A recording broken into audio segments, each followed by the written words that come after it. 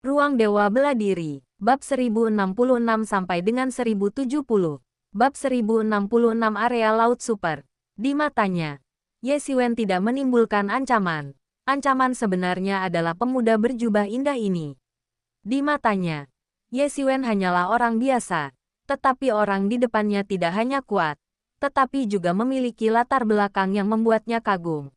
Membuat dirinya seorang ahli tingkat setengah langkah di alam aspek Dharma, dengan rendah hati tunduk padanya. Pemuda itu sama sekali mengabaikan Ye Xiwen dan langsung terbang menuju Ye Qianqian. Tangannya yang besar terulur untuk meraihnya, tanpa mempedulikan Ye Xiwen yang berdiri di dekatnya.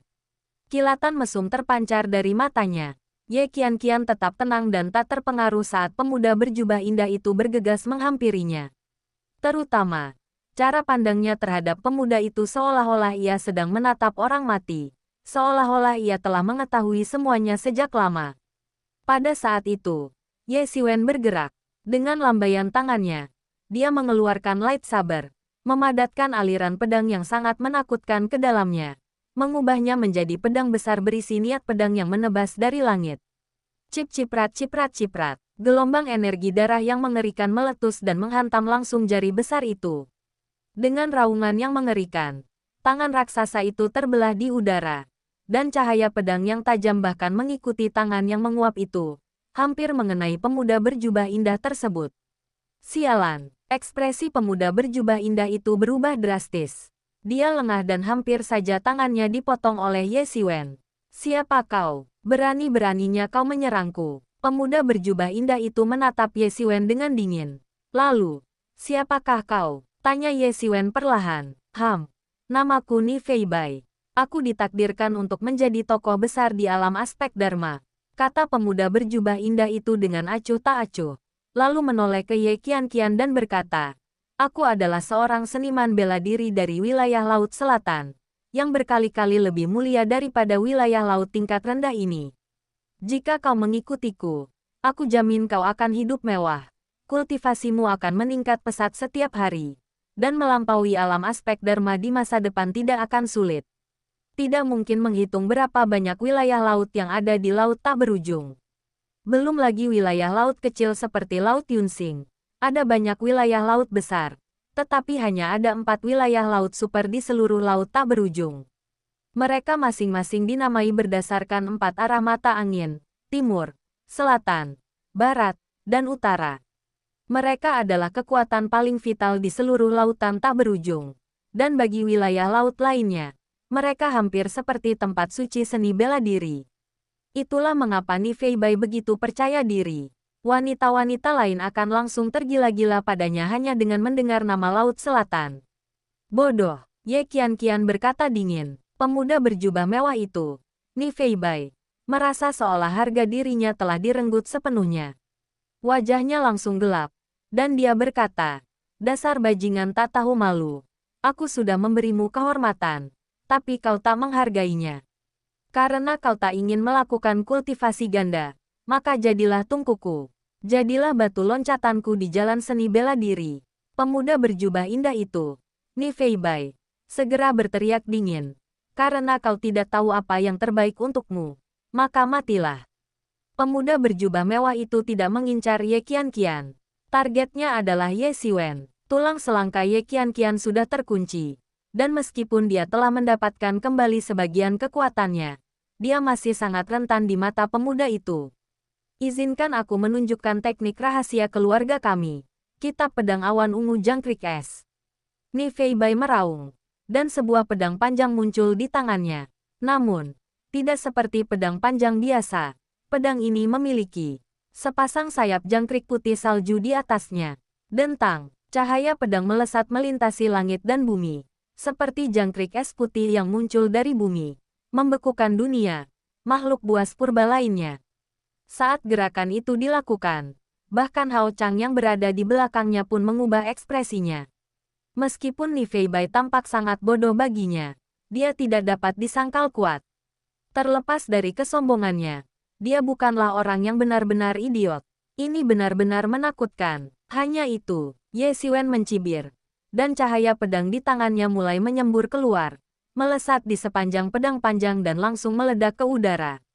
Banyak sekali aliran energi darah yang diserap dan, atas perintah Ye Siwen, langsung menghantam tanah. Ledakan, guncangan dahsyat akibat benturan dua cahaya pedang di udara menimbulkan badai besar, tetapi keduanya berhasil menahan diri untuk tidak bergerak ke arah Ye Qianqian. Meskipun Ni Feibai kejam, dia tahu bahwa dia tidak bisa menyakiti Ye Qianqian. Jika tidak, semua usahanya akan sia-sia. Ni Feibai terhuyung mundur lebih dari 10 langkah sebelum akhirnya berhenti. Ye Siwen mencibir dan berkata, apakah ini yang kau sebut ilmu pedang? Ini hanya nama tanpa substansi. Jika bukan karena kekuatan gerakan pedang ini sendiri, itu tidak akan lebih dari sekadar nama kosong di tanganmu. Aku tak peduli kau berasal dari Laut Selatan yang mana. Teriak Ye Siwen dingin. Tubuhnya tiba-tiba bergoyang. Dan semua pori-pori di tubuhnya terbuka, menyemburkan energi pedang. Pada saat ini, dia tampak telah berubah menjadi kultivator pedang kuno. Dengan pedang di tangan, dunia berada di bawah kendaliku. Tak peduli seberapa banyak kekuatan supranaturalmu, aku bisa menghancurkan semuanya dengan satu tebasan pedang. Aura tak terkalahkan itu sungguh seperti reinkarnasi seorang pendekar pedang. Meskipun Ye Siwen bukanlah seorang kultivator pedang, keberadaan ruang misteriusnya memberinya pemahaman yang jauh lebih besar tentang apa yang dilihat oleh kultivator pedang daripada seseorang seperti Ni Feibai. Pemahamannya tentang ilmu pedang dapat digambarkan sebagai tingkat seorang Grandmaster. Ilmu pedang Ni Feibai sangat kuat dan gerakannya sangat indah. Tetapi ini hanya menyoroti fakta bahwa dia bukanlah seorang pendekar pedang sejati. Pemahamannya tentang ilmu pedang sangat terbatas, dan dia sama sekali tidak bisa dibandingkan dengan Ye Siwen. Pedang pemakaman. Cahaya pedang Ye Siwen langsung melesat keluar, menembus langit dan berubah menjadi jaring pedang raksasa yang langsung menyelimuti Ni Feibai. Ni Feibai tiba-tiba merasakan sedikit ketidaknyamanan di sekujur tubuhnya. Bahkan pedang di tangannya pun terasa tertekan. Ekspresi ketakutan akhirnya muncul di matanya, karena dia jelas tidak menyangka ilmu pedang Ye Siwen akan begitu menakutkan. Sialan! Sialan! Sialan! Sebuah perisai besar tiba-tiba muncul di atas kepala Ni Feibai, dengan pancaran cahaya menjuntai ke bawah, sepenuhnya menyelimutinya. Ledakan! Ledakan! Ledakan! Energi pedang menghantam layar cahaya, dan seketika serangkaian ledakan mengerikan terdengar. Salah satu layar cahaya bahkan hancur berkeping-keping dengan suara retakan yang besar. Mustahil, aku adalah ahli alam aspek Dharma tingkat akhir setengah langkah. Hanya selangkah lagi untuk memasuki alam aspek Dharma. Bagaimana mungkin kau sekuat itu? Ni Feibai masih tidak percaya sama sekali. Dia sendiri telah menyaksikan energi pedang itu menghancurkan penghalang cahayanya. Bahkan Hao Chang, yang berada di langit yang jauh, merasakan kelopak matanya berkedut. Kekuatan Ye Siwen jauh melebihi imajinasinya. Setengah tahun yang lalu, dia masih bisa mengejar Ye Siwen sesuka hati. Tetapi sekarang, kekuatannya telah maju ke tahap akhir alam aspek Dharma setengah langkah, dan dia menemukan bahwa kekuatan di antara mereka sebenarnya telah menyempit. Dia paling tahu upaya dan kemajuan apa yang telah dia capai dalam 6 bulan terakhir, yang berarti bahwa bukan berarti dia mengalami kemunduran, tetapi kemajuan Ye Siwen telah jauh melampaui harapannya. Ini seringkali merupakan situasi yang paling menakutkan. Menghadapi seorang master yang bakatnya jauh melampaui miliknya, jika ia dibiarkan lolos, itu akan menjadi bencana baginya dan bahkan bagi seluruh Laut Petir. Dia sependapat dengan Lin Fenghua bahwa Ye Siwen jelas merupakan orang yang pendendam, dan karena dia telah menyinggung perasaannya hingga tak bisa diperbaiki lagi, dia seharusnya tidak membiarkannya pergi begitu saja. Tatapan Hao Chang menyapu kedua pria itu dengan pandangan jahat, mengungkap berbagai rencana dan intrik. Di matanya, baik Ye Siwen maupun Ni Feibai pantas mati. Ia mungkin akan menggunakan Ye Siwen untuk menyingkirkan Ni Feibai. Itu akan menjadi hasil terbaik. Dan kemudian ia akan memiliki alasan untuk menjelaskan dirinya ketika orang-orang dari Laut Selatan bertanya. Sekalipun penduduk Lautan Selatan murka, jika dia menangkap Ye Qianqian lagi saat itu, dia bisa memasuki alam aspek Dharma dalam waktu singkat. Pada saat itu, dia akan menjadi tokoh penting di alam darah. Dan bahkan raksasa seperti Laut Selatan pun harus mempertimbangkan apakah pantas untuk menyinggung perasaannya. Baik di dunia luar maupun di alam darah, alam aspek Dharma adalah jurang yang sangat besar. Hanya dengan melewati alam aspek Dharma seseorang dapat disebut sebagai orang hebat. Begitu Anda mencapai alam aspek Dharma, segalanya berubah. Dalam waktu singkat ini, dia telah merencanakan semuanya dengan sempurna. Sekarang terserah Ye Xiwen untuk menghadapi Ni Fei Bai. Seperti kata pepatah, ketika burung snipe dan kerang bertarung, nelayanlah yang diuntungkan. Ye Xiwen mencibir. Cahaya pedangnya masih tanpa henti menekan perisai besar itu, mencoba menerobosnya. Kekuatan dahsyat dari tingkat ke-9 alam transenden sepenuhnya ditampilkan untuk pertama kalinya. Sebuah kekuatan yang benar-benar memungkinkannya untuk melangkah ke alam aspek Dharma setengah langkah. Meskipun keduanya berada di tahap akhir alam aspek Dharma setengah langkah, kekuatan tempur Ye Xiwen jauh lebih kuat daripada Ni Fei Bai, yang hanya mengandalkan kultivasi teknik jahat yang berbeda untuk meningkatkan tingkat kultivasinya secara paksa. Karena Ye Xiwen tumbuh melalui kerja kerasnya sendiri dan pertempuran yang tak terhitung jumlahnya, jauh melampaui apa yang bisa dibayangkan Ni Fei Bai. Oleh karena itu, meskipun Hao Chang tampak hormat di permukaan, dia sebenarnya sama sekali tidak menganggap Ni Fei Bai serius. Ni Fei Bai meraung, mengerahkan seluruh energi sejatinya. Dia berjuang mati-matian untuk memblokir serangan Ye Xiwen. Dia sangat frustrasi, karena dia belum pernah menghadapi situasi seperti ini sebelumnya. Dia bahkan tidak bisa memblokir gelombang serangan pertama, yang sangat memalukan. Hanya dengan memblokir gelombang serangan pertama ini kita dapat membicarakan serangan balasan di kemudian hari.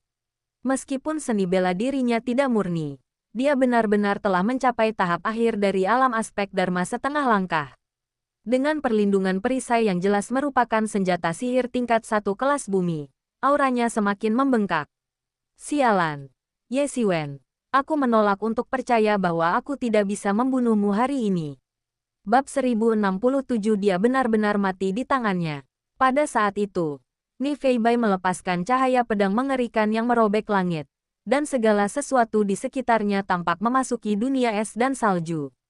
Seekor jangkrik es raksasa muncul di hadapan semua orang dan langsung menyerbu ke arah Ye Xiwen. Area yang tertutup es dan salju seketika meluas. Pada saat ini, Ni Fei Bai, yang sudah putus asa ingin membunuh, tidak lagi peduli dengan Ye Qianqian, yang awalnya ia idam-idamkan. Dibandingkan dirinya, apa artinya Ye Qianqian?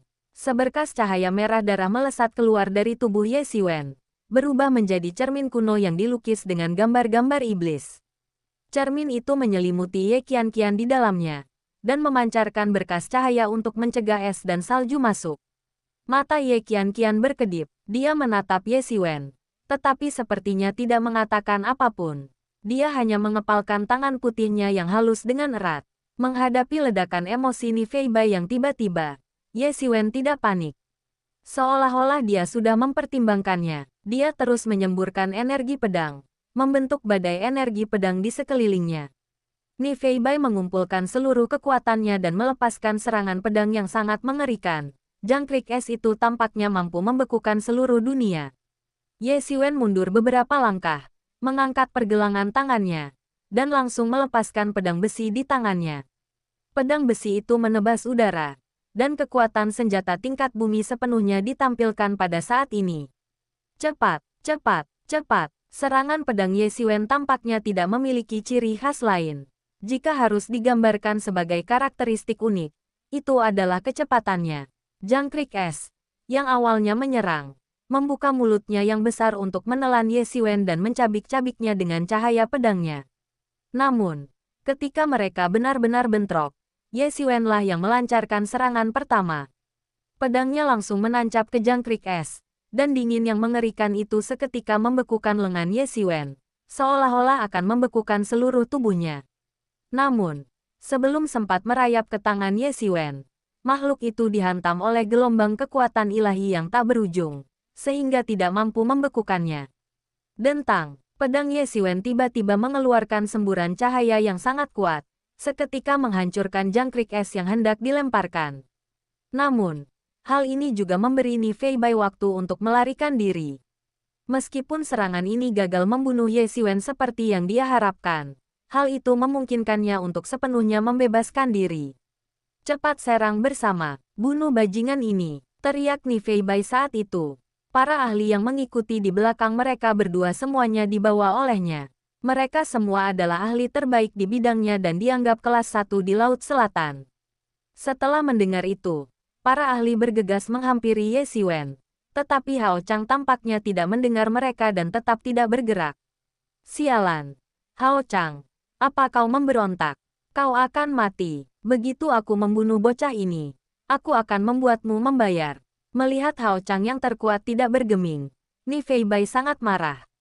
Dia tidak bodoh. Dia mengerti bahwa Hao Chang mungkin memiliki motif tersembunyi. Kemarahannya membara, dan dia merancang banyak cara untuk menghadapinya. Begitu Hao Chang dibebaskan, dia akan membujuk saudaranya untuk menghancurkan apa yang disebut lautan petir surgawi ini dan membuatnya mati tanpa tempat pemakaman. Melarikan diri, Hao Chang tetap tanpa ekspresi. Tetapi dalam hati ia mencibir.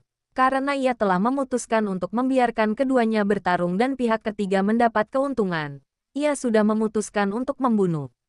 Bahkan jika ia bisa melarikan diri dari Ye Xiwen, ia tidak akan pernah bisa lolos dari serangannya. Kamu Xiwen, hati-hati dengan Hao Chang itu. Lihat dia. Dia bahkan tidak mau datang dan membantu. Dia pasti berpikir untuk memanfaatkan situasi saat kedua pihak bertarung. Ye Mo memperingatkan, saat ini dia sedang melindungi Ye Qianqian dan berada di luar medan pertempuran. Jadi dia bisa melihat semuanya dengan lebih jelas saat ini. Itu lebih baik. Ini menyelamatkan saya dari kesulitan berurusan dengannya, kata Ye Xiwen dengan acuh tak acuh. Jika kau ingin menjadi orang yang menuai keuntungan, kau harus memiliki kekuatan. Ye Xiwen telah berkali-kali memainkan peran sebagai nelayan sebelumnya, tetapi saat itu ia selalu bersembunyi di balik bayangan. Mustahil bagi Hao Chang untuk secara terbuka mengungkapkan tujuannya dan kemudian mencoba bersekongkol melawannya. Selain itu, Ye Xiwen yakin bahwa meskipun mereka berdua menyerang bersama, tidak akan ada masalah, hanya perlu sedikit usaha lebih. Menghadapi para ahli dari Laut Selatan yang bergegas menghampirinya, dia tidak panik.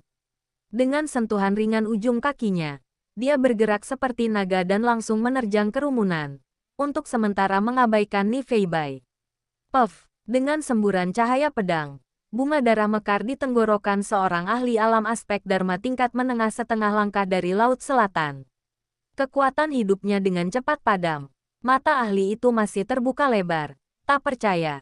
Bahkan jika seorang ahli alam aspek Dharma tingkat menengah setengah langkah tidak dianggap sebagai tingkat atas di Laut Super, dia tetaplah lawan yang tangguh di laut lain. Bahkan para ahli alam aspek Dharma tingkat akhir setengah langkah pun tidak akan mudah membunuhnya. Dan tak seorang pun dapat memadamkan kekuatan hidupnya dengan satu tebasan pedang seperti Ye Xiwen. Puff, puff, dengan setiap tetesan darah, seorang master akan jatuh. Pada saat ini, Ni Fei Bai tidak bisa lagi tetap tenang. Awalnya dia berpikir bahwa dia bisa menggunakan jumlah pasukannya untuk menjebak Ye Xiwen dan menciptakan kondisi agar dia bisa membunuhnya. Siapa sangka dalam waktu sesingkat itu, anak buahnya telah kehilangan sebagian besar kekuatan mereka. Mereka sama sekali bukan tandingan Ye Xiwen. Sebaliknya, rasanya seperti mereka telah sampai pada kematian mereka. Dia tidak punya pilihan lain selain menggunakan kekerasan. Dia menggigil, dan baju zirah es muncul di seluruh tubuhnya. Udara dingin yang tak berujung menyelimuti tubuhnya dengan baju zirah itu, sangat meningkatkan pertahanannya. Armor seputih salju itu memancarkan aura dingin yang menakutkan, dan beberapa salju bahkan menempel di bulunya, membuatnya tampak seperti dewa perang salju. Segera setelah itu, dia melepaskan aura dingin dengan pedangnya dan bergabung dalam pertempuran untuk mengepung Ye Xiwen. Kemunculan jangkrik es telah mengejutkan dunia. Butiran salju tak berujung menyembur keluar dari ujung pedang, disertai cahaya pedang panjangnya, menyelimuti Ye Xiwen dengan cara yang sangat menakutkan. Ye Xiwen tetap tenang dan terkendali, menangani kerumunan ahli dengan mudah. Pedang panjangnya tak tertembus, cahayanya melindunginya dari segala sisi. Kilatan cahaya pedang yang sesekali muncul sudah cukup untuk membunuh seorang ahli yang tidak waspada dari Lautan Selatan, semuanya dalam sekejap mata. Sementara itu, Hao Chang, yang masih menyaksikan pertempuran dari langit, melihat semangat bertarung Ye Siwen yang gigih dan kepercayaan dirinya sedikit goyah. Ia bahkan ragu apakah sudah tepat baginya untuk tidak ikut campur dan membantu. Dilihat dari situasi saat ini, Ni Feibai jelas bukan tandingan Ye Siwen. Tetapi apakah ia mampu menekan Ye Siwen pada akhirnya juga masih menjadi pertanyaan. Pepatah, ketika burung snipe dan kerang berkelahi, nelayan diuntungkan, berlaku untuk situasi di mana kedua belah pihak sama-sama terluka parah.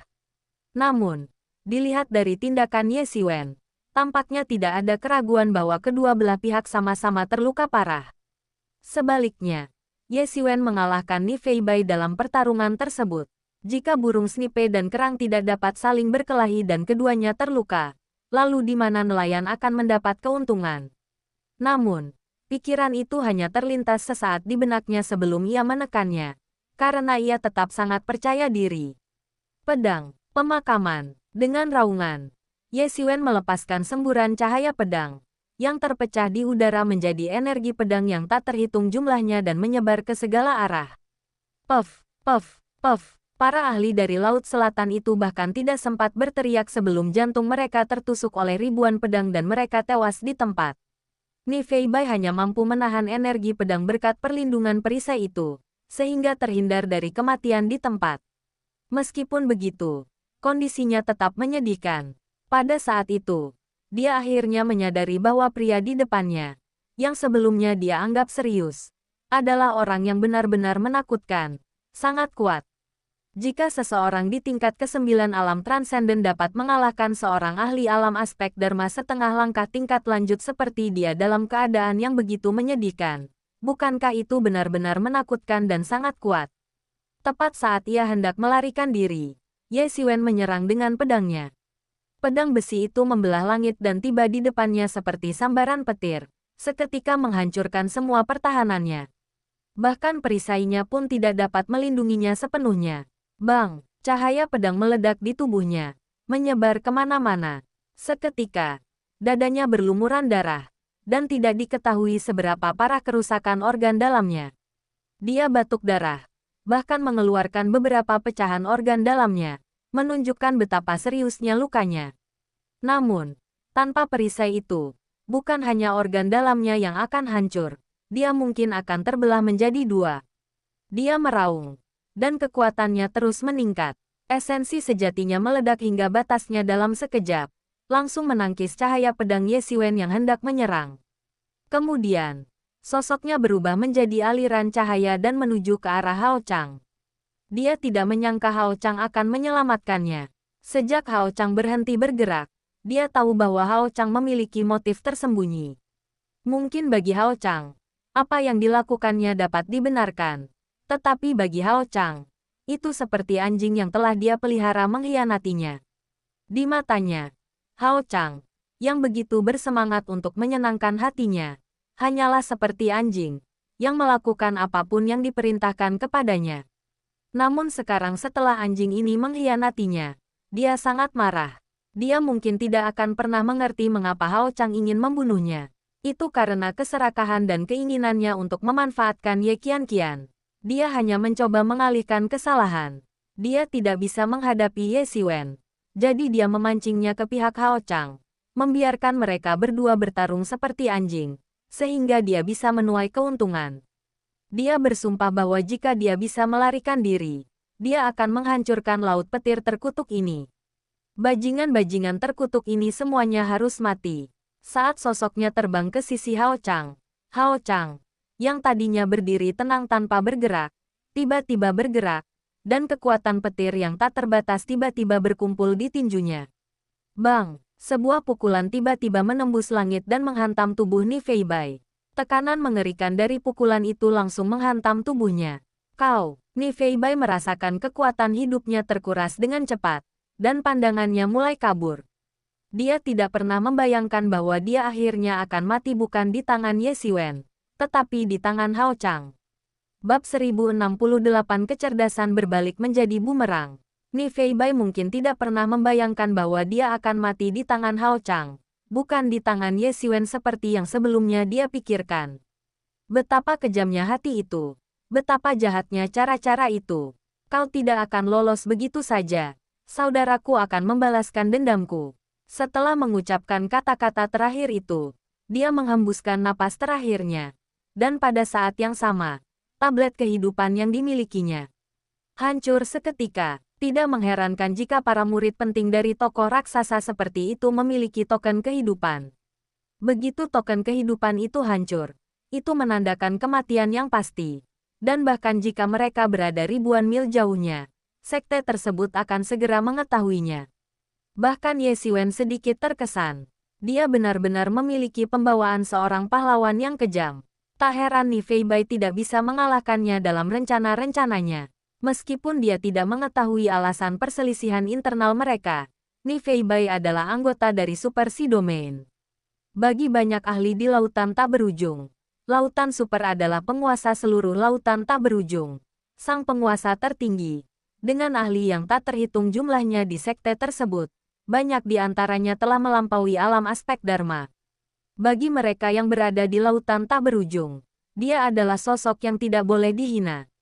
Terlebih lagi, Ni Feibai mungkin adalah murid dari raksasa tingkat atas bahkan di lautan selatan. Makhluk raksasa ini dapat dengan mudah melenyapkan wilayah laut berukuran sedang tanpa masalah. Ye Xiwen tidak takut karena dia tidak memiliki koneksi yang kuat dan sendirian. Jika terjadi sesuatu, dia bisa pergi begitu saja.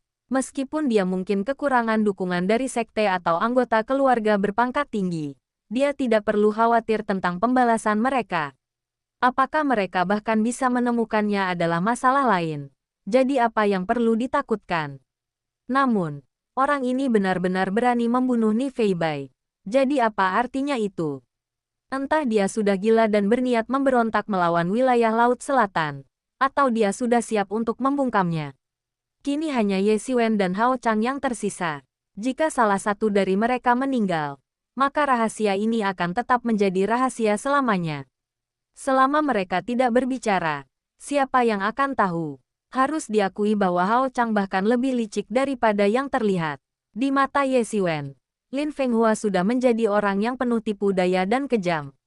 Namun, meskipun Lin Fenghua tampaknya pandai menyamar, dia sama sekali tidak bisa lolos dari pengawasan Ye Xiwen. Sebaliknya, Hao Chang selalu bersikap tirani dan kejam. Hal ini membuat Ye Xiwen agak mengabaikan kelicikan Hao Chang, yang mungkin bahkan lebih hebat daripada Lin Fenghua. Memang, di dunia yang penuh dengan bahaya yang tak terbayangkan ini, bagaimana mungkin dia, seorang preman biasa, dapat menundukkan Lin Fenghua, seorang bawahan yang cerdas dan penuh perhitungan. Sepertinya dia meremehkan semua orang. Aku tidak menyangka kau benar-benar akan membunuhnya. Apa kau tidak takut masalah dengan para ahli di Laut Selatan? Kata Ye Xiwen dengan tenang.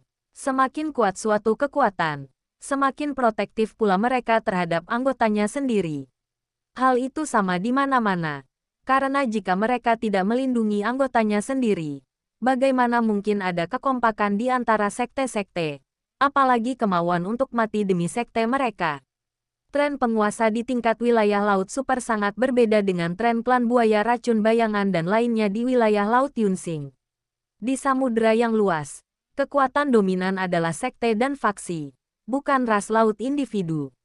Sama seperti banyak ras manusia, sekalipun sebuah klan menghasilkan banyak ahli dan jenius, berapa banyak orang yang benar-benar dapat dianggap sebagai satu kesatuan? Pada kenyataannya, jumlahnya tidak banyak.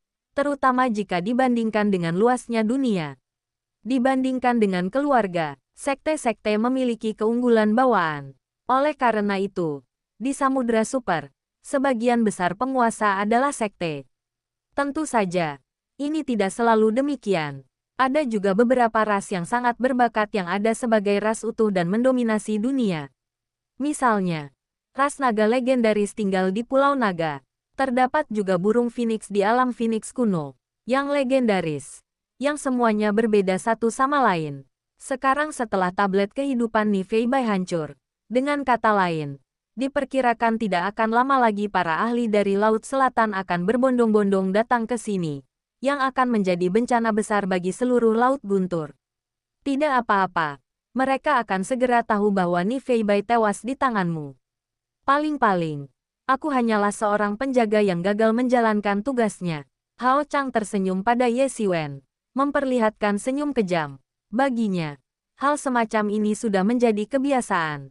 Ye Siwen tidak membantahnya, karena meskipun Ni Feibai akhirnya dibunuh oleh Hao Chang, dia tidak akan mudah dibunuh oleh Hao Chang jika Ye Siwen tidak mengejarnya dengan begitu gigih. Mengatakan bahwa dia meninggal karena bunuh diri, meskipun tidak 100% akurat, setidaknya sebagian besar benar, dan dia tidak berniat untuk menyangkalnya. Bukankah dia rekanmu? Mengapa kalian bertengkar? Tanya Ye Siwen dengan tenang. Mereka tampaknya menganggap Ye Siwen sebagai orang yang sudah mati, bahkan setelah menyaksikan kehebatan bertarungnya. Apa yang perlu dipermalukan ketika berurusan dengan orang yang sudah mati? Setidaknya dia tidak berpikir begitu. Karena bajingan itu, dia mencoba menyentuhnya. Tapi bajingan itu milikku. Wadah kultivasi ganda yang telah ditentukan untukku. Apa dia berani menyentuh milikku? Kata Hao Chang dengan nada sedikit kejam. Suaranya sedikit gelisah ketika menyebut Ye Qianqian. Tapi aku harus berterima kasih padamu untuk ini. Kupikir kau dan bajingan itu telah dibunuh oleh binatang buas berdarah itu. Tapi kau masih hidup dan sehat. Kau tidak bisa memahami perasaan kehilangan dan kemudian menemukan sesuatu kembali. Ye Siwen kemudian menyadari bahwa perselisihan itu semua disebabkan oleh Ye Qianqian. Ye Qianqian memiliki tubuh asal 9 yin, yang sebenarnya Ye Siwen tidak mengetahuinya, tetapi dia hanya tidak terlalu memperhatikannya. Namun, meskipun dia tidak terlalu peduli, jelas bahwa dia bukan satu atau dua orang yang peduli. Bahkan seorang tiran yang licik, cerdik, dan sabar seperti Hao Chang bersedia berbalik melawan Ni Feibai demi Ye Qianqian, menunjukkan betapa memikatnya tubuh asal 9 yin bagi mereka. Atau lebih tepatnya, ini tentang seberapa penting kesempatan untuk kemajuan karir yang cepat bagi mereka.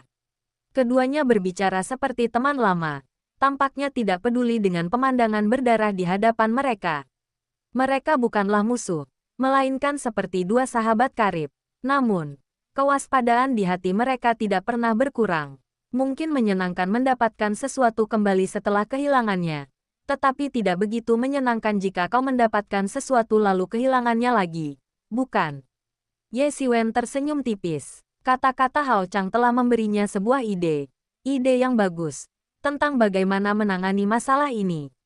Meskipun dia tidak terlalu peduli dengan apa yang dipikirkan orang-orang di Lautan Selatan, karena dia tidak memiliki koneksi, dia bisa saja pergi begitu saja jika perlu. Selama dia berhati-hati, dia selalu bisa lolos dari hukuman. Namun, mereka tetap harus menghadapi penyelidikan dari para ahli di Laut Selatan. Tapi sekarang berbeda, dengan kata lain, jika Hao Chang juga meninggal, maka kesalahan akan ditimpakan pada Hao Chang. Ia kemudian dapat melarikan diri dengan lancar, dan tidak seorang pun akan mengetahui keberadaannya. Bahkan jika penduduk Laut Guntur mengetahui bahwa mereka telah keluar, mereka sebagian besar hanya akan tahu bahwa mereka datang untuk memburu binatang buas, dan tidak akan mengetahui keberadaan mereka.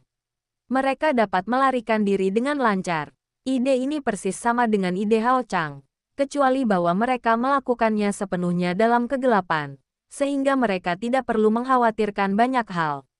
Setelah mendengar perkataan Ye Siwen, ekspresi Hao Chang langsung berubah dingin. Baiklah, orang-orang dari Laut Selatan itu akan segera datang setelah menerima kabar. Aku harus segera menyiapkan tempat kejadian, jadi aku tidak punya waktu untuk berlama-lama denganmu. Kau masih begitu tenang sekarang, mungkin karena kau merasa tak terkalahkan setelah membunuh Ni Feibai.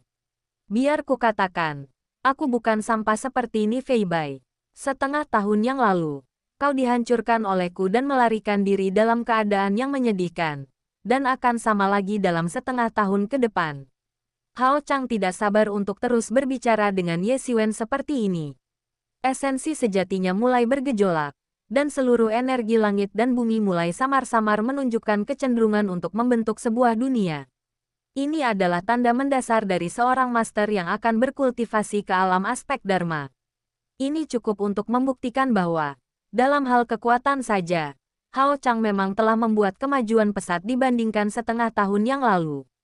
Ni Feibai tidak akan menjadi tandingannya. Jika bukan karena Laut Selatan di belakangnya, dia tidak perlu begitu rendah hati dan dapat sepenuhnya mendominasi semua orang.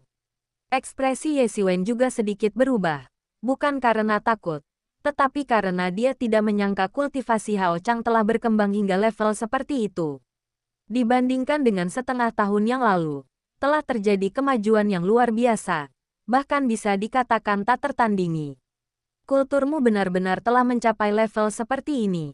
Tak heran kau berani berdiri dan menonton tanpa melakukan apapun, berniat untuk menuai keuntungan. Kau benar-benar memiliki beberapa keterampilan. Ekspresi Ye Siwen sedikit serius saat berbicara. Kau juga sudah tahu maksudku. Tapi itu tidak ada gunanya. Di hadapan kekuatan sejati, semua rencana dan tipu daya tidak ada gunanya. Entah itu pertarungan antara burung snipe dan kerang, atau keuntungan nelayan. Semuanya bergantung pada kekuatan dahsyatku untuk mewujudkannya. Dengan orang rendahan ini sebagai tungku latihanku, kultivasiku mungkin akan segera mencapai alam transenden. Pada saat itu, aku akan menjadi orang besar sejati. Bahkan jika orang-orang di Laut Selatan mencurigaiku, mereka tidak akan berani menyentuhku dengan mudah. Hao Chang berkata dengan angkuh, seolah-olah situasi keseluruhan sudah terselesaikan. Kau benar. Di hadapan kekuatan sejati, semua rencana dan tipu daya hanyalah awan yang berlalu. Sayang sekali aku tidak berpikir kaulah yang memiliki kekuatan absolut, kata Ye Siwen sambil mencibir. Ye Siwen tidak berniat melanjutkan pembicaraan dengannya. Dia benar, setelah tablet kehidupan Ni Fei Bai hancur, orang-orang di Laut Selatan mungkin akan segera mengetahuinya. Seorang murid yang memiliki tablet kehidupan kemungkinan akan memegang posisi yang sangat penting bahkan di seluruh Laut Selatan. Terlebih lagi, mendengar kabar tentang saudaranya dari Ni Fei Bai membuatnya merasa sangat terpukul. Wosh! Ye Siwen bergerak. Bab 1069 Pertempuran Sengit Zhan Hao Chang. Mungkin kau telah menyembunyikan kekuatan sejatimu. Cukup untuk memungkinkanmu menuai keuntungan. Tetapi apakah menurutmu itu adalah kekuatan sejatiku barusan? Ye Siwen mencibir. Cahaya pedangnya melesat keluar seperti peluru. Sangat cepat. Dan langsung menyelimuti Hao Chang. Aura kuat langsung menyebar. Membentuk garis-garis hukum dan rune di langit. Semua itu adalah pemahaman Ye Siwen tentang Dao. Hao Chang memang lawan yang tangguh. Jadi Ye Siwen menggunakan kekuatan yang lebih besar daripada saat ia menghadapi Ni Fei Bai. Auranya bahkan lebih kuat dari sebelumnya. Cahaya pedang membentuk jaring di udara, menyelimuti Hao Chang. Menghadapi Hao Chang, yang telah menunjukkan kekuatan yang luar biasa, dia tidak gentar sedikit pun. Serangan pedang ini seolah membelah langit dan bumi, membangkitkan aliran energi darah yang tak terhitung jumlahnya, yang mulai bergejolak hebat seperti air mendidih. Langit juga dipenuhi dengan retakan yang tak terhitung jumlahnya. Semuanya merupakan sisa-sisa energi darah yang hancur, pemandangan yang benar-benar mengerikan. Bagaimana mungkin dia sekuat itu? Pada saat ini, bahkan ekspresi Lian Hao Chang berubah drastis. Awalnya dia mengira Ye Siwen hanya mampu mengalahkan Ni Fei Bai, dan bukan siapa-siapa.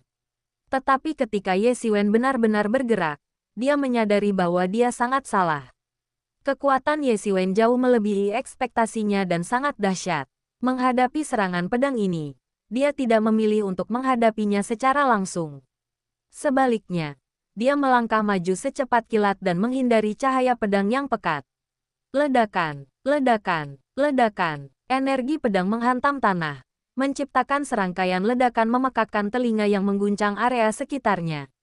Pada saat ini, mereka berdua tidak bisa lagi bersikap hati-hati, karena orang-orang dari Laut Selatan akan segera tiba. Yang berarti mereka tidak punya banyak waktu lagi. Para ahli dari Laut Selatan itu bisa tiba kapan saja, dan mereka tidak boleh menyia-nyiakan satu momen pun. Dia mengangkat tangannya ke langit, dan seketika awan-awan tak terhitung jumlahnya berkumpul di langit, muncul dari ketiadaan dalam sekejap. Kemudian, awan-awan itu mulai berubah menjadi awan gelap, dan kilat yang tak terhitung jumlahnya mulai menyambar, membentuk lautan kilat di tanah. Ular-ular listrik gila mulai melahap segala sesuatu di dunia. Melihat bahwa cermin asal surgawi milik Ye Siwen melindungi Ye Qianqian, dia bisa bertarung tanpa khawatir melukai Ye Qianqian, karena tungku yang telah dia siapkan. Dengan gerakan cepat, ia menangkap kilat yang tak terhitung jumlahnya. Kilat-kilat ini melilit tinjunya. Dan tiba-tiba, pukulan mengerikan menerobos energi darah, berputar dan berubah menjadi binatang buas yang menggelegar. Binatang buas yang menggelegar ini mewujudkan banyak wawasan tentang seni tinju. Ini adalah gerakan yang dirancang untuk membunuhnya dengan satu pukulan, tanpa memberinya kesempatan untuk bernapas. Lawan aku, atau aku akan menghajarmu sampai mati. Hao Chang meraung kejam saat itu, menunjukkan sifat tiraninya. Betapapun liciknya dia, sifat tiraninya itu nyata. Tinju tangannya dipenuhi rune yang tampak sangat kuno dan misterius. Setelah petir diserap oleh rune-rune ini, petir tersebut dapat langsung diubah menjadi energi tinju yang mengerikan, yang ia kendalikan dan memiliki atribut petir. Binatang buas yang sangat besar dan menggelegar itu meraung. Dan di tengah kilatan petir yang tak terhitung jumlahnya, semuanya mulai mendidih, menghantam langsung tubuh Ye Siwen. Boom! Kilat menyambar tak terhitung jumlahnya. Sebenarnya, petir itu menghantam tubuh Ye Siwen, terpecah menjadi atom-atom petir yang tak terhitung jumlahnya di dalam tubuhnya, berupaya melukai tubuh Ye Siwen secara parah dan menghancurkan meridiannya. Serangan dahsyat seperti badai menghantam tubuh Ye Siwen, seperti sambaran petir besar yang tiba-tiba menghantamnya. Melihat Ye Siwen terkena pukulan itu, bahkan Ye Qian-Qian di cermin Tianyuan pun sedikit gemetar. Meskipun dia tahu bahwa Ye Siwen sangat kuat, dia tidak tahu seberapa kuat dia sebenarnya. Selain itu, seberapa kuat dia sebenarnya? Bisakah dia dibandingkan dengan Hao Chang, yang akan segera memasuki alam aspek Dharma? Lihat saja nanti, kau pasti akan mati. Ejek Hao Chang, hanya itu. Hao Chang, hanya itu yang kau punya. Di tengah derasnya kilat, Ye Siwen tidak mudah dikalahkan. Sebaliknya, tubuhnya seolah menyerap energi kilat tersebut. Pukulan dan sambaran petir ini tidak hanya gagal melukai Ye Siwen, tetapi tampaknya malah menjadi penambah energi yang hebat. Baginya, tubuhnya mengandung sejumlah kekuatan petir yang tidak diketahui. Dia bahkan mampu menyerap kekuatan petir dari kesengsaraan surgawi untuk melatih tubuhnya. Apalagi petir tingkat ini.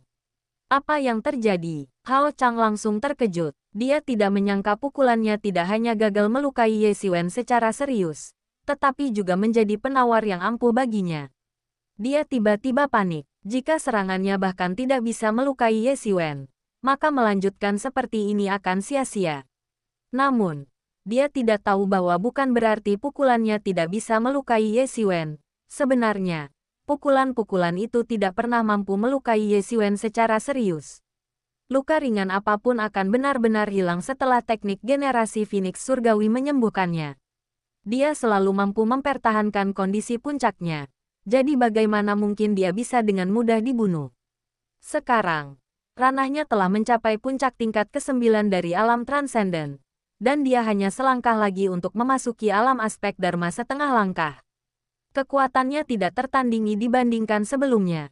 Bagaimana mungkin dia bisa membunuhku hanya dengan satu pukulan? Jika itu Ye Siwen 6 bulan lalu, dia mungkin akan terluka parah hanya karena satu pukulan. Jika dia mencoba menahan pukulan-pukulan itu, dia mungkin tidak akan bertahan lama sebelum benar-benar mati. Tapi situasinya tentu berbeda sekarang. Kau pikir kau bisa membuatku menyerah dengan kekuatan seperti ini? Ye Siwen mencibir. Dengan sedikit nada meremehkan. Cahaya pedang yang lebih besar lagi menyembur keluar dari tangannya. Setelah kejadian ini, dia tidak akan pernah membiarkannya terjadi lagi. Dunia tampak diliputi kesedihan. Dan pancaran pedang yang tak terhitung jumlahnya mulai memenuhi seluruh dunia. Seolah-olah mereka akan menghancurkannya. Menghancurkan peradaban ini adalah kekuatan yang jauh lebih merusak daripada kekuatan petir yang pernah ditunjukkan Hao Chang sebelumnya. Kekuatan ini murni dirancang untuk penghancuran, penghancuran, penghancuran, dan penghancuran.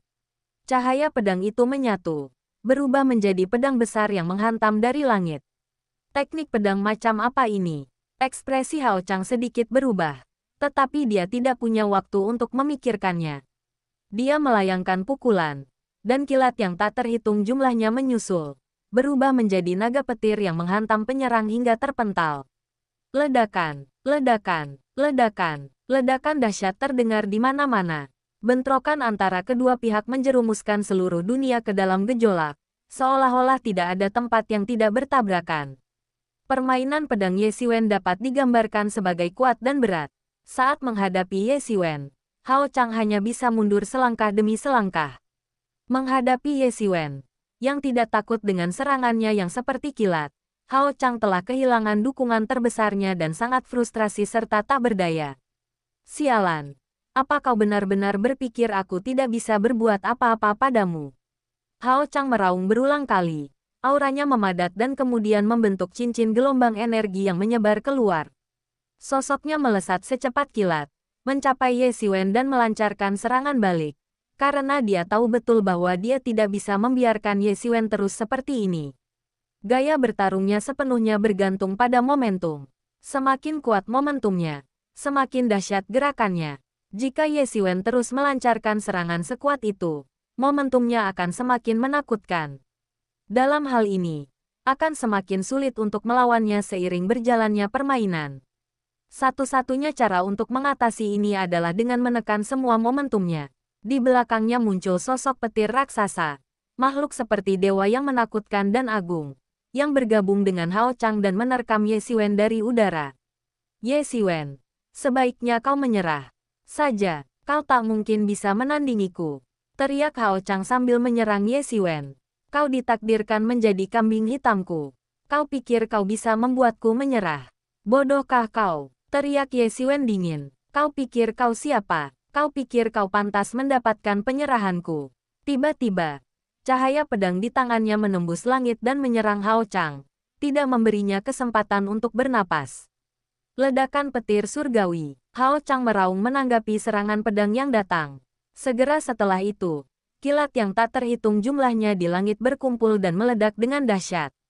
Guncangan susulan dari ledakan itu menyebar dalam lingkaran, langsung mencapai Ye Xiwen. Petir-petir ini pada dasarnya adalah energi terkuat dan paling bersifat yang di dunia, dan sudah sangat dahsyat. Pada saat ini, setelah penghancuran diri mereka, energi luar biasa yang terkumpul di dalam mereka meledak sepenuhnya dalam sekejap, dan sejumlah besar energi darah runtuh di udara, langsung menghantam Ye Xiwen. Ye Xiwen mengangkat tangannya dan mengayunkan pedangnya lagi. Cahaya pedang itu langsung melindunginya, mencegah petir dari ledakan di Zhejiang Barat mendekat. Namun, jelas bahwa serangan Hao Chang baru saja dimulai. Di bawah kendalinya, petir-petir itu seolah memunculkan pasukan ribuan prajurit petir, yang semuanya mulai menyerbu ke arah Ye Xiwen. Ye Xiwen hanya menghentakkan kakinya, dan energi pedang yang tak terhitung jumlahnya meledak dari tubuhnya, melesat ke segala arah. Pasukan petir, saat berhadapan dengan energi pedang tersebut, meraung dan hancur menjadi energi petir murni. Mati. Tepat saat itu, Hao Chang, yang selama ini mengarahkan serangan petir sambil tetap diam, akhirnya melepaskan kekuatannya. Sebuah pukulan menembus langit, langsung mengenai wajah Ye Xiwen. Kekuatan pukulan yang mengerikan itu membuat pakaian Ye Xiwen berkibar liar, seolah-olah akan meledakkannya berkeping-keping. Bab 1070 Panen Besar. Kesabarannya telah habis, dan di belakangnya, bayangan raksasa petir yang kolosal muncul dari lautan petirnya. Ekspresi Ye Xiwen tetap tidak berubah. Gugusan energi ilahi berwarna emas menyembur dari tubuhnya, seolah-olah para dewa sedang melantunkan mantra di dalam dirinya. Kekuatan petir itu tak ada apa-apanya dibandingkan Ye Xiwen.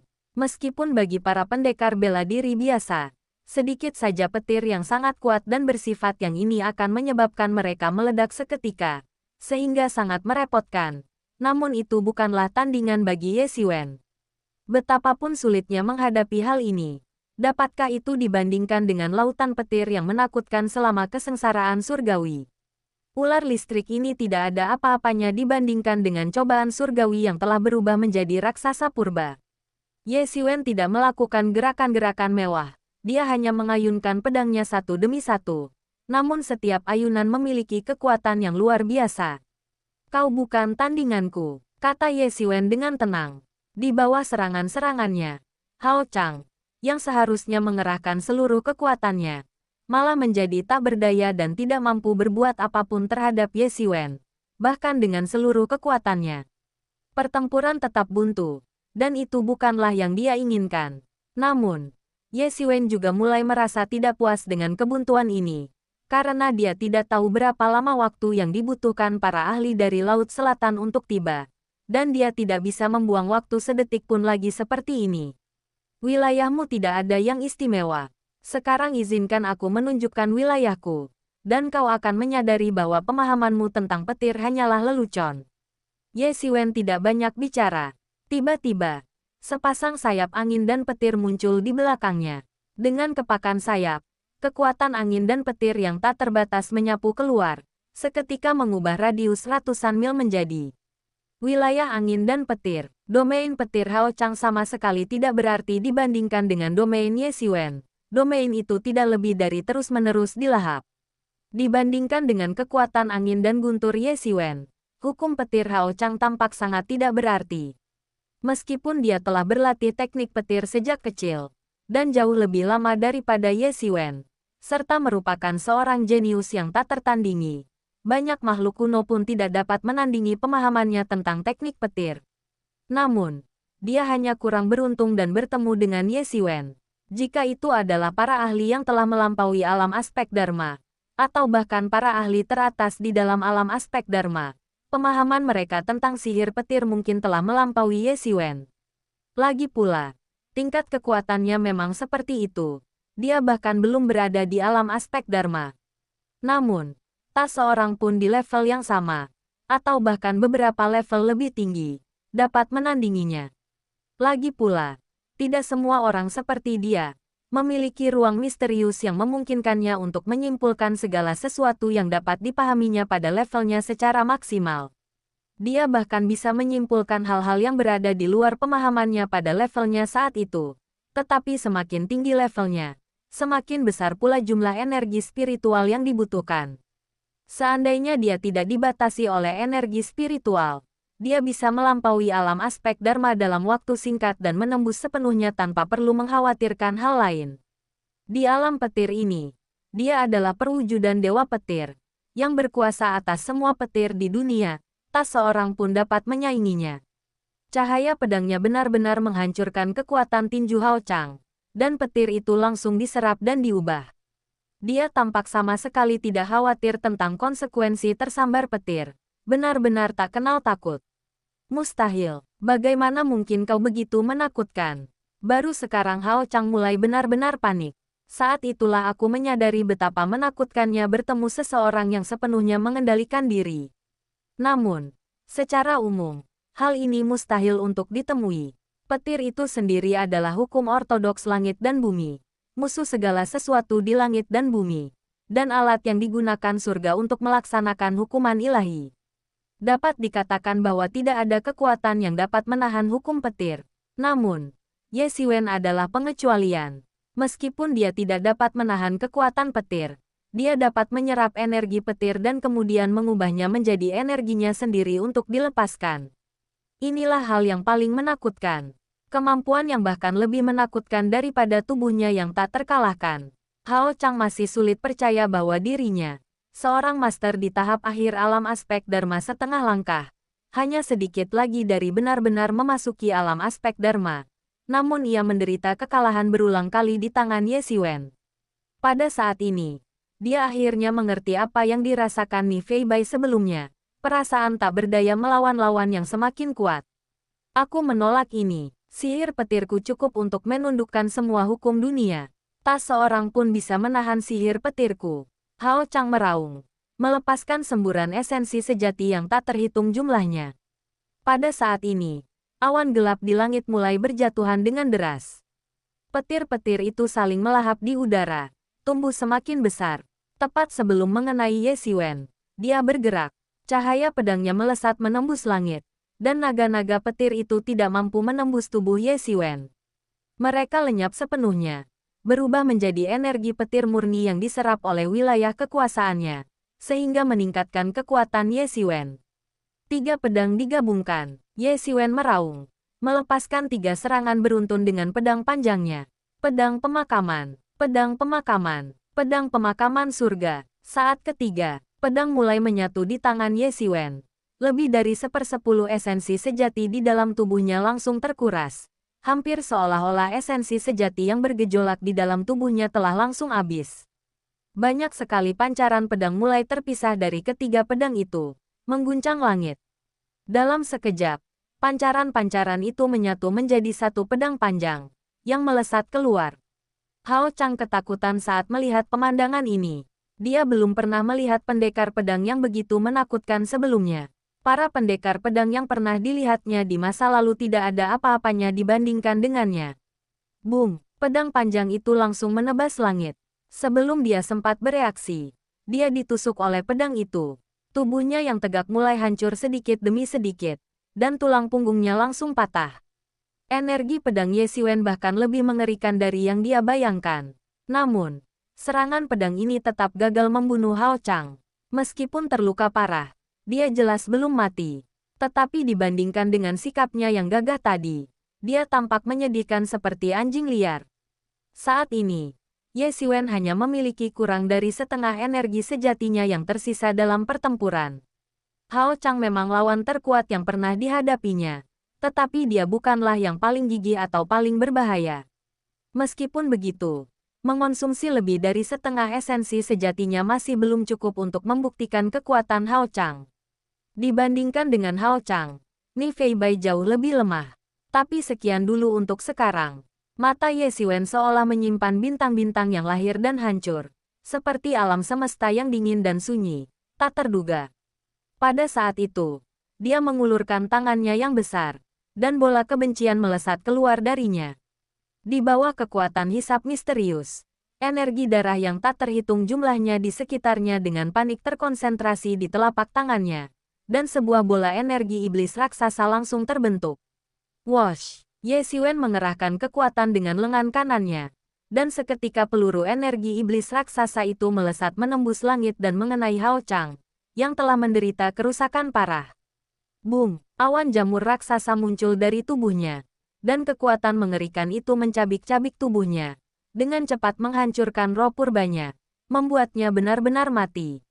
Esensi sejati Ye Xiwen telah berkurang 1/5. Meskipun dia masih memiliki kekuatan tempur yang cukup besar, dia tidak lagi berada di puncak kekuatannya. Namun, saat ini, Ye Xiwen sama sekali tidak mempedulikan hal lain. Dia tidak tahu kapan orang-orang dari Laut Selatan akan tiba, dan waktu tidak mengizinkannya untuk menunggu lebih lama lagi. Dia dengan cepat membersihkan seluruh medan perang. Orang-orang ini memang kaya dan memegang posisi tinggi di wilayah laut masing-masing. Ye Xiwen telah memperoleh lebih dari 20 juta batu darah dan lebih dari 300 juta kristal roh dari Hao Chang saja. Kekayaan yang telah ia kumpulkan selama bertahun-tahun kini semuanya jatuh ke tangan Ye Xiwen. Selain Hao Chang, ada juga para ahli dari Laut Selatan, dan seluruh kekayaan Ni Feibai dan yang lainnya jatuh ke tangan Ye Xiwen. Secara total, terdapat 40 juta batu darah dan 1,3 miliar kristal spiritual. Ditambah dengan kekayaan Hao Chang, itu berarti bahwa hanya dari orang-orang yang dibunuh Ye Xiwen memperoleh lebih dari 60 juta batu darah, 1,6 miliar kristal spiritual, dan sejumlah besar material langka dan berharga lainnya. Bahkan Ye Xiwen pun tak kuasa menahan desahan. Memang, hanya dengan membunuh kekayaanlah kekayaan bisa terkumpul paling cepat. Tak heran banyak orang menyukai pembunuhan. Karena itu adalah cara tercepat untuk mengumpulkan kekayaan. Pembunuhan terus-menerus akan meningkatkan kekuatan seseorang dengan cepat, memungkinkan seseorang untuk memburu lawan yang lebih kuat. Sungguh, itu adalah jalan menuju kemajuan yang memikat dan serba cepat. Ye Xiwen menghela napas, tetapi pikiran seperti itu tidak pernah terlintas di hatinya. Dia tahu betul apa yang diinginkannya dan apa yang sama sekali tidak bisa disentuhnya.